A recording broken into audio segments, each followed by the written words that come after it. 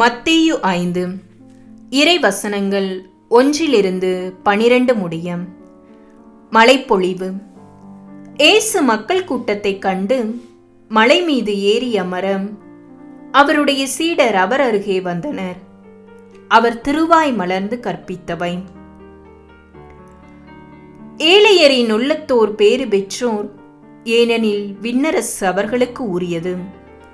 துயருறுவோர் பேறு பெற்றோர், ஏனெனில் அவர்கள் ஆறுதல் பெறுவர். கனிவுடையோர் பேறு பெற்றோர், ஏனெனில் அவர்கள் நாட்டை உரிமை சொத்தாக்கிக் கொள்வர். நீதி நிலைநாட்டும் வேட்கை கொண்டோர் பேறு பெற்றோர், ஏனெனில் அவர்கள் நிறைவு பெறுவர்.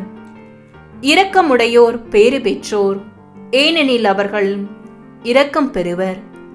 தூய்மையான உள்ளத்தோர் பேறு பெற்றோர், ஏனெனில் அவர்கள் கடவுளை காண்பர்.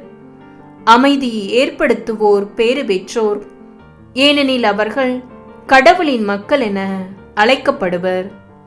நீதியின் பொருட்டும் துன்புறுத்தப்படுவோர் பேறு பெற்றோர், ஏனெனில் விண்ணரசு அவர்களுக்கு உரியது.